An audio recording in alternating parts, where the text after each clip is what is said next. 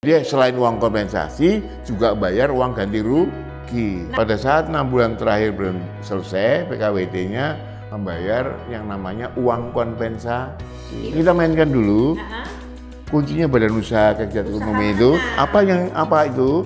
Menjual, memperdagangkan produk dan jasa.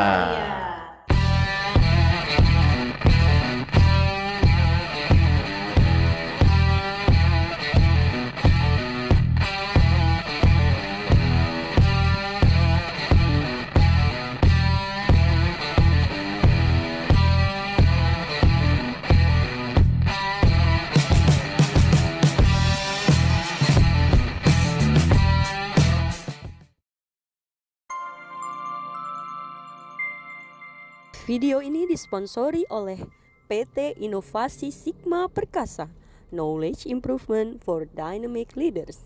Halo sahabat DNA pengusaha, kali ini kita akan membahas sebuah topik yang luar biasa menarik sekali buat teman-teman UMKM yang sedang merintis usahanya, kemudian mengembangkan usaha tersebut dengan memilih karyawan-karyawannya. Kalau selama ini kita sudah membahas mengenai formula bisnis apa sih yang bisa dilakukan oleh para pengusaha, strategi bisnis dan lain sebagainya, maka kali ini kita akan membahas mengenai bagaimana aturan main legalitas formal ketika Anda mendirikan perusahaan, bagaimana hubungan Anda sebagai pengusaha dengan tenaga kerja yang sudah Anda pilih ya. Jangan sampai nanti semangat karyawan-karyawan Anda lama-lama menurun hanya karena misalnya tidak ada peraturan perusahaan di dalam perusahaan Anda, tidak ada aturan main yang jelas, kemudian tidak ada aturan ketenaga kerjaan, artinya tidak ada peraturan PKWT ataupun PKWTT yang dibuat ya. Oke, hari ini kita akan belajar banyak dari pakarnya terkait bagaimana sih caranya seorang pengusaha UMKM mempersiapkan dirinya ya untuk membuat peraturan perusahaan dan untuk memberikan pengupahan yang sesuai dengan aturan pemerintah ya. Saya sengaja datang ke salah satu kabupaten Bekasi, ada seorang yang luar biasa, Pak Wuryono ya Pak ya. Beliau adalah advokat ya Pak ya, advokat dan konsultan hukum dengan pengalaman yang luar biasa, lebih dari 25 tahun ya Pak ya, lebih ya Pak ya. Oke. Dan beliau itu tadinya adalah juga HRD manager ya, kemudian akhirnya menjadi advokat dan konsultan hukum karena memang sudah sangat sering berinteraksi dengan masalah-masalah ke-HRD-an. Jadi beliau sering sekali membantu pengusaha ketika di persidangan ya Pak ya. Tapi luar biasanya yang saya salut banget ya Bapak ya. Bapak, saya baca nih di kurikulum kitanya Bapak ya, jangan sekali-sekali menaruh debu di mata pekerja. Ya, berarti udah kebayang dong kiprahnya beliau. Walaupun beliau sering banget berinteraksi dengan para pengusaha ya Pak ya, namun beliau juga tetap mengikuti aturan main ya Pak ya di pemerintah ya, yang boleh dan yang bersih yang benar ya Pak ya. Oke. Tapi sebelumnya saya pengen tahu dong Pak, sepak terjangnya Bapak dari HRD akhirnya jadi advokat. Jujur saja, saya harus mengakui bahwa kalau bekerja di perusahaan, walaupun jabatannya manajer ataupun atau GM, ada masa berhentinya. Apa itu? Pensiun. Betul. Nah, menjelang itu kami harus mempersiapkan diri. Akhirnya menjadi advokat. Dan kebetulan pengusahanya memberikan ruang cukup buat kami untuk mempersiapkan diri. Iya. Oke, luar biasa banget ya Bapak ya perjalanannya ya. Pak Wur ini dulunya pernah jadi HRD manager di Salim Group ya Pak ya. Terus banyak sekali ya, juga di Toshiba ya Pak ya. Banyak sekali pengalaman beliau. Kemudian akhirnya terakhir-terakhir ini mungkin 15 tahun terakhir atau 10 tahun terakhir Pak ya, Bapak aktif di Peradi. Peradi baru 5 tahunan ya. Terakhir, terus sebelumnya di Apindo ya Pak Apindo, ya. Apindo. Iya. Oke, hari ini kita banyak sekali memberikan pertanyaan-pertanyaan Pak. Ini ada kegelisahan Pak. Kegelisahan para UMKM yang coba saya bantu sampaikan ke Bapak ya Pak ya.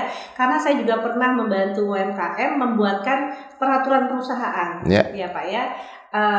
UMKM itu kan berusaha juga untuk mengikuti aturan main ya Pak ya. Betul. Ketika karyawannya udah mulai 15 orang gitu kan, kemudian tiba-tiba kadang-kadang sering didatangi sama jam sostek dan lain sebagainya gitu loh Pak ya. pengawas gitu. Iya, sama pengawas gitu Pak. Akhirnya minta tolong sama saya, Bu Asri bikinin peraturan perusahaan dong gitu ya. Pada saat dibikinin peraturan perusahaan juga ada kegalauan Pak. Kegalauannya adalah, tapi kan kita belum mampu Bu bayar gaji sesuai dengan Undang-Undang Nomor 13.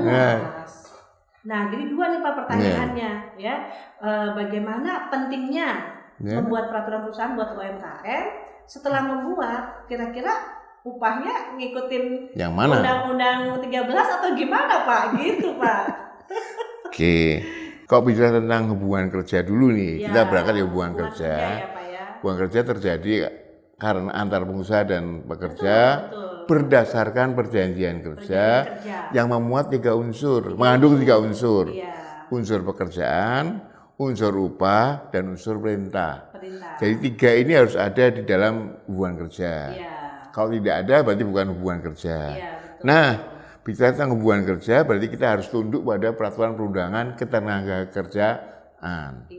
Undang-Undang Nomor 13. Tidak mesti. Sekarang ini kan kita ada Undang-Undang Nomor 11 setiap kerja. Maupun kerja yang 2020. Undang-Undang Nomor 11 tahun 2020 tentang cipta kerja, khususnya di klaster keempat. Oke. Buka ya undang-undangnya.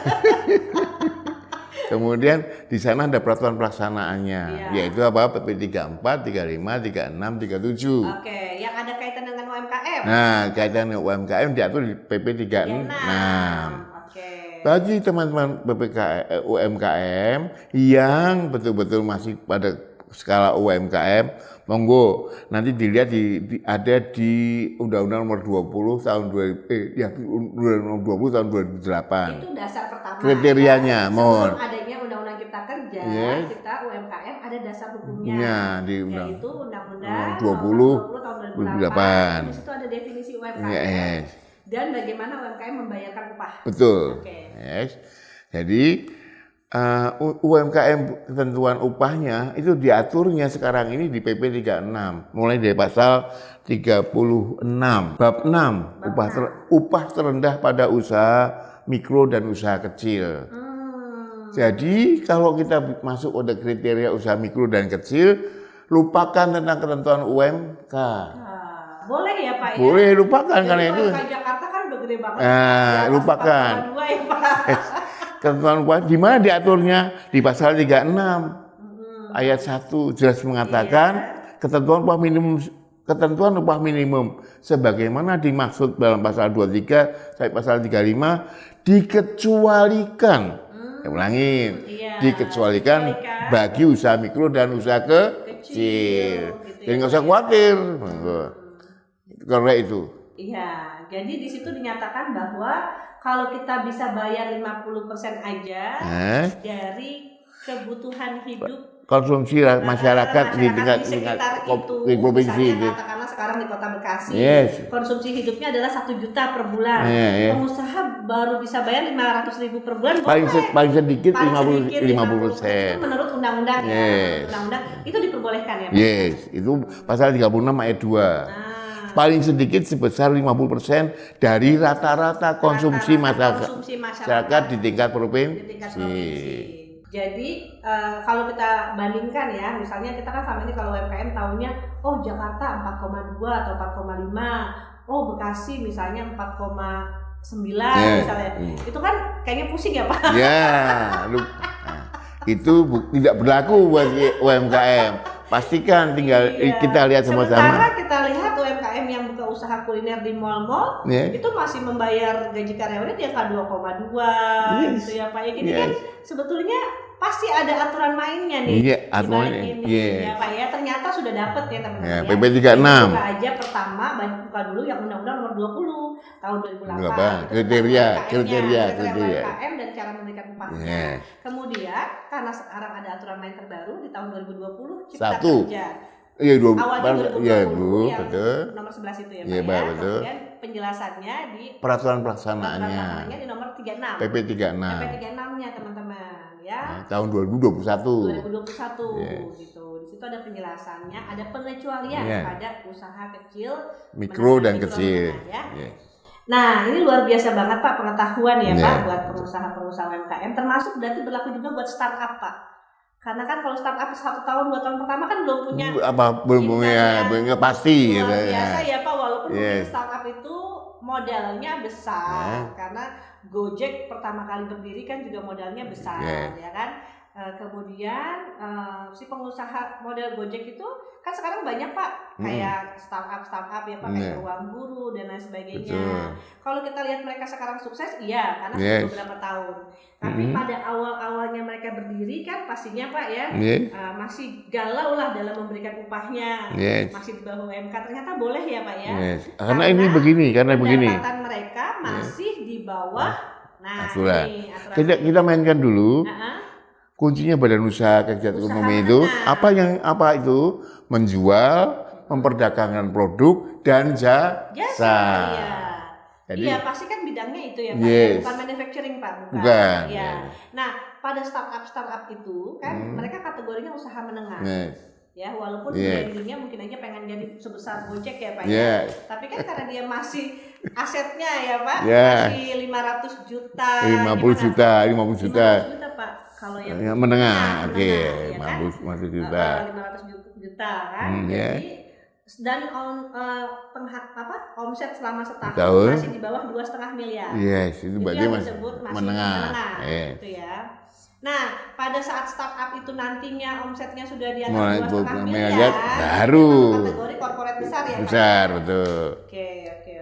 Nah ini ya teman-teman ya, kalau pada umumnya teman-teman punya usaha toko misalnya ya, di sebuah mall ya, kemudian tokonya baru 1 gitu kan, biasanya omsetnya masih 2,5 miliar dalam setahun. Nah, tapi kalau ternyata omsetnya sudah 10 miliar dalam setahun, sampai 50 miliar, Bu. oh sampai 50 miliar ternyata. Iya, masih menengah ya Pak ya. Oke, sampai 50 miliar dalam 1 tahun masih menengah. Oke, berarti di atas itu. Dilihat di pasal 6 Undang-Undang Nomor 20 tahun 2008. Oke.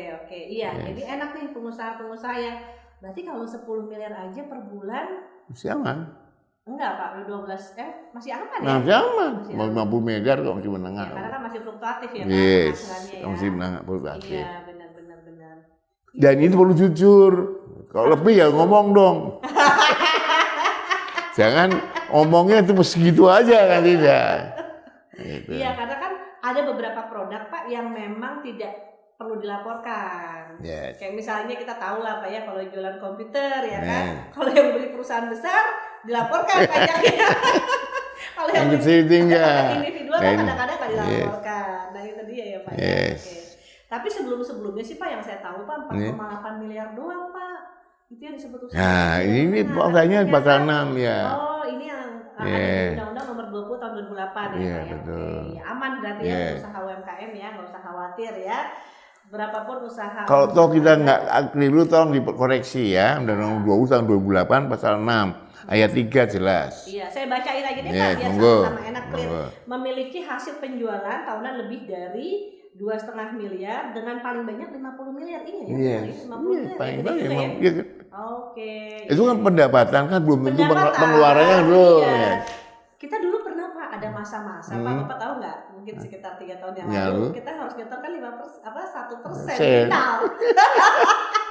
Bisa dibayangkan ya kalau omset kita 50 miliar, 1% final harus disetor ke negara. Itu rugi tuh. Tapi untung sekarang udah nggak begitu lagi. Jadi ya itulah, jadi pengusaha UMKM itu serba salah Pak. Oke, ternyata ada ya aturan lainnya. Oke. Nah, kadang-kadang Pak pengusaha UMKM tidak tahu aturan main tersebut ketika dia memberikan gaji karyawan katakanlah beda 30% dari harga UMK itu grogi Pak. Sehingga karena dia grogi nggak berani. Nggak percaya diri. Akhirnya nggak bikin PKWT dan nggak bikin PKWT ya Pak. Menurut Bapak gimana? Nah, mohon izin. Nanti tolong dilihat ya di pasal 51 Undang-Undang 11 Undang 13 itu. Yang pasti 13 yang tidak dihapus, yes. Yang belum dihapus. Yang tidak dihapus, bukan belum. Perjanjian kerja itu ada dua jenis nih. Iya. Tertulis atau lisan. Jadi lisan masih ini Itu sama. Jadi cuma dengan WhatsApp. Lisan ya, kerja udah. Gaji 2,5 juta itu cukup ya Pak. Oke. Tapi risikonya itu sudah menjadi PKWT. Iya, artinya Oh iya, pada saat nanti dia tidak memperjelas di saat hubungan kerjanya, pada saat dia di PHK dianggap sebagai PKWT. Iya, itu kalau udah melampaui beberapa tahun kan Pak. Berapapun lamanya. Tapi jenisnya bukan PKWT tapi PKWT. Jadi biar aman. Biar aman ketika Anda sudah bikin WA nih, undang karyawan masuk jadi siapkan perjanjian kerjanya. Tetap siapkan PKWT-nya. PKWT karena status karyawan tersebut berarti hanya terbatas di 12 bulan. Atau Anda misalnya bikin hanya 6 bulan, itu malah lebih aman. Ketimbang itu SMS dibiarin aja, terima gaji brek nggak taunya bicara soal pesan peraturannya, ternyata Anda tidak mau pakai dia lagi, berarti Anda jatuhnya mem-PHK karyawan tetap Anda. Betul, gitu kan betul. Jadi PKWT justru menyelamatkan buat pengusaha ya Pak ya. Hanya tolong nanti dilihat di pasal 4, 5, 6, 7 dan terkait dengan PKWT. Syaratnya, PKWT ada syaratnya. Salah satu yang bisa saya sebutkan adalah pekerjaannya sekali selesai atau sementara sifatnya. Iya, jadi kayak pekerja harian lepas termasuk. Beda, harian lepas lagi. Nggak ada lagi harian lepas Bu. Oh, sekarang udah yang ada. ada perjanjian kerja harian saja. Oh iya, harian. Jadi ada syaratnya ada 2 syarat itu. Atau adanya pesanan atau target. Siapa yang buat target? Ya perusahaan sendiri loh. Ya, betul, Contoh nih, saya targetkan sekian, itu boleh dilakukan dengan PKWT. Iya, betul. Jadi pastikan PKWT berdasarkan tadi ketentuan pasal 4, 5, 6, 7 di PP nomor 35 tahun 2021. Nah, pertanyaan menarik Pak. Misalnya ada sebuah project manajernya itu adalah karyawan PKWT. Ya, katakanlah cuma dibayar untuk 6 bulan. Sampai proyeknya selesai. Tapi tim di bawah dia itu semuanya karyawan tetap. Semua nggak ada masalah. Nggak masalah. Nggak masalah. Itu bagus. Jadi nanti pas proyeknya selesai, dia pergi, kita mau panggil lagi boleh. Gitu. Yang penting diikat dulu ya Pak ya, dalam sebuah perjanjian terbatas yang hanya untuk 6 bulan yang disebut PKWT. Perjanjian kerja waktu tertentu. Iya, jadi kayak staf ahli kan juga gitu ya Pak ya. Bisa. Banyak sekali staf ahli yang dia bukan karyawan tetap. Hanya membantu katakanlah 6 bulan saja, gitu ya Pak ya. Tapi mau ingat, pada saat 6 bulan terakhir belum selesai PKWT-nya, perusahaan harus membayar yang namanya wajib membayar yang namanya uang kompensasi. Itu di aturan ya. Di PP nomor 35 pasal 15 ayat 1. Iya, yang terbaru ya. Cipta kerja, peraturan pelaksanaan undang-undang cipta kerja. Berapa besarnya 6 bulan? 6/12 kali upah upah tetap. Ini ilmu baru ya teman-teman, baca undang-undang yang kita kerja. Jadi setiap kali ada kontrak 6 bulan ya selesai, maka 1 bulan itu adalah bonus, apa ya sebutnya ya? Bukan 1 bulan. Bukan bonus, 1. Uang kompensasi. Iya, setelah 6 bulan ini selesai, kan tidak diperpanjang nih Pak. Berarti ada uang kompensasi 1 bulan. Setengah bulan. Oh, setengah bulan. 6 bulan, setengah bulan. 6 bulan kan lamanya 6 bulan. Berarti setengah. 6/12. Oh, 6/12 aja. Saya pikir setiap ada kontrak bayar 1 bulan. Tidak. Ada kontrak 1 bulan itu enggak ya? Bangkrut. Makanya saya nanti bilang kalau UMKM jangan 6 bulan, tahun aja. Karena sama lu kenaikin 1 bulan. Enggak, 6 bulan, 6/12. 3 bulan berarti 3/12. Oh, gitu. Iya ya. Pro rata ya, Pak Pro ya. rata. Kayak bayar THR ya, Betul. Pak ya, berarti ya. Jadi cara hitungannya. Pertama, Ya, cara hitungannya jadi kayak bayar THR. THR orang baru. Iya, kalau baru hire 6 bulan berarti 6/12. Tapi kalau dia baru 3 bulan berarti 3/12. Itu uang apa Pak disebutnya? Uang kompensasi. Kompensasi dari kontrak kerja ya Pak. Iya, di PKWT, Bu. Jangan pakai kontrak, Bu. Perjanjian kerja waktu tertentu. Iya, perjanjian kerja waktu tertentu. Itu dapat itu. Nah, berarti cenderung Pak pengusaha sekarang akan lebih ingin mempermanenkan karena nggak mau bayar itu Pak. Sebetulnya, tapi saya nggak mau bicara di sini. Nanti teman-teman lihat saja di pasal 15 ayat 3. Monggo. 15 ayat 3. Kami nggak mau bicara di sini karena itu tidak nakal, tidak mengakali pekerja, tidak. Tapi monggo dicermati buat pengusaha. Ya. Tapi gini, pro dan kontranya seperti ini. Saya ambil kesimpulannya Pak ya. Kalau saya jadi pengusaha, saya lebih suka bayar 3 bulan dulu sampai saya yakin kinerja si karyawan bagus, ini. perpanjang. Tapi ada resiko saya harus bayar 3/12 Yes, kali, yes. ya kan? Baru saya perpanjang lagi, Yes, baru saya perpanjang. benar. Dan kena terus tuh Yes, uang yes. kompensasi itu, ya Yes. kan? Itu lebih baik karena kita jadi lebih tahu karakter orang itu, Yes. bisa kerja nggak sebenarnya, Yeah. ya kan? Nah, tapi kalau Anda sudah yakin karyawan orang ini bagus, Yes. ya langsung aja brek 2 tahun gitu ya Pak ya? Kalau 2 tahun kami nggak terlalu sarankan. Kenapa Pak? PKWT 2 tahun. Kalau nanti ternyata di setahun pertama setengah, atau karena setahun ada masalah. kita mau PHK dia, tolong ingat loh, kita selain Selisihnya harus bayar. kita yang bayar, Yes. pengusaha. Yes. Oke. Jadi selain uang kompensasi juga bayar uang ganti rugi. Nah, saran dari Bapak, pengusaha Sebaiknya 3 bulan saja nggak 3 masalah. 3 bulan saja. Yes. Itu tidak menzolimi si Tidak, karyawan, tidak. Pak. Karena karyawan kan aku kerja di sini, misalnya dia ditanya sama keluarganya ya Pak ya, kamu kerja di mana di perusahaan ini? Tapi kontraknya berapa lama? 3 bulan. Kok sedikit amat sih kontraknya Yes. 3 bulan? Kayaknya tidak memberikan kepastian banget Pak buat karyawannya gitu Pak. Termasuk juga kok ternyata dia mundur karena dia dapat kerjaan lebih bagus. Pengusahanya. Bukan, Tapi pengusahanya. dia juga aman. Karyawannya baru bayar ganti rugi. Mampu nggak ganti rugi? Anggap 2 tahun. Dia iya. baru saya 3 bulan dia keluar. Dia bayar 1, Iya, kalau di kontrak setahun ternyata karyawan hanya sanggup menjalani tugasnya selama 3 bulan Kan? karena dia nggak betah Yes. misalnya, Sebulan-bulannya berarti dia harus dibayar. menjalani 9 bulan, berarti dia Yes. nggak sanggup pada umumnya kan Yes. Pak? Oke, jadi dari sisi itu mindset positifnya ya Pak Yes. ya? Sama-sama menguntungkan Bukan, lah. ya. Cari yang paling menguntungkan Betul, buat semua pihak betul. gitu ya. Oke. Keuntungannya yang lain adalah, tolong nanti dilihat di pasal 8 ayat 2 PP 35. Boleh paling lama 5 tahun. Iya. Jadi kok Itu 3 bulan? Satu kontrak boleh Pak Un? Satu kontrak 5 tahun gitu boleh? Boleh, tapi Boleh. risikonya tadi itu. Tapi resiko di kalau dia ada konflik di tengah jalan, Ya. setengahnya itu dia bisa harus bayar. Bayar ya kan, sisanya. Pak? Demikian juga karyawannya. Ternyata diterima bekerja di tempat yang lain yang lebih Iya, bagus. berarti kan dia harus Bayar. Jadi monggo. Jadi kita lebih bagus jangan. Iya. Karena boleh kok 5 tahun. Jadi gini, kalau saran dari saya ya, karena saya sudah sering membantu para UMKM, biasanya pengalaman saya tuh begini. Kalau Anda punya bisnis itu lagi maju-majunya, ya, Anda duitnya lagi banyak-banyaknya gitu ya, sebetulnya Anda kontrak setahun aja itu aman. Nyaman. Karena apa? Pada saat Anda memberikan knowledge kepada karyawan itu kadang-kadang butuh 6 bulan, Pak. Yes. Untuk dia benar-benar bisa in gitu Yes. loh, Pak. Nah, setelah 6 bulan berarti kan dia cuma berprestasi di 6 6 bulan. bulan kedua. 6 bulan belajar, 6 bulan berprestasi. Yes. Nah, pada tahun kedua si pengusaha memikirkan nih orang benar-benar bagus atau tidak. Iya. Ya, Yes. karena ketika dia bagus kan akan naik jadi supervisor. Yes. Berarti kan si pengusaha memberikan investasi lagi Yes. berupa pelatihan dan lain Yes, sebagainya. betul. Nah, pengusaha mau nggak berkorban lagi Yes, nih, gitu betul, kan? betul Gitu. sekali, betul. Apakah sayang orang ini pergi Iya, atau tidak? iya, Ketika iya. udah mulai sayang orang ini pergi, nah disitulah pengusaha memperpanjang lagi, setahun lagi boleh, Boleh. sampai 5 tahun ya Pak. Bu, ya. 5 tahun. Kalau dulu Paling kan lama 5 boleh tahun. 3 tahun ya 3 Pak. tahun. Sekarang 5 tahun. 5 tahun. Jadi nasib karyawan semakin tidak jelas. Karena 5 tahun tuh kontrak aja gitu loh Pak. Baru tetapnya setelah 5 tahun. Mohon izin.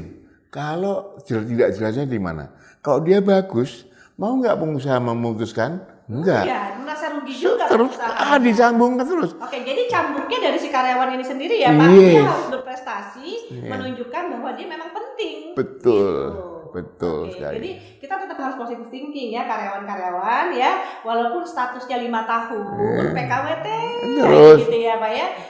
Setelah 5 tahun baru jadi karyawan tetap, Tetap. tapi itu maknanya adalah ketika Anda mau resign Yes. dalam proses 5 tahun ini ya Anda masih bebas. Bebas. Gitu ya Yes, Pak Yul ya. betul. Iya, iya. Dua-duanya diuntungkan. Iya, dua-duanya diuntungkan. Jadi itu Yes. makna dari Undang-Undang Cipta Kerja itu ya Yes. Pak. Menjaga kelangsungan usaha dan kelangsungan bekerja. Termasuk kelangsungan investasi ya Pak. Yes. Oke, kita belajar banyak ya hari ini teman-teman. Kalau teman-teman baca Undang-Undang yang Cipta Kerja itu ada nomor yang 34 ya Pak. Ya, PP 34, PP 34, 35, 36, 37. 37 ya. Kita pelajari hari ini yang 36 karena masih terkait dengan UMKM Iya. ya. sama 35 Tadi terkait 35 ada sedikit PKWT. PKWT itu. Itu ingat tadi Bu, Ibu mohon izin, kalau bicara tentang harian, Oh Sekarang, iya, ya. karyawan harian. Dulu kan Harian, istilahnya ya. karyawan harian lepas ya Yes. Pak ya.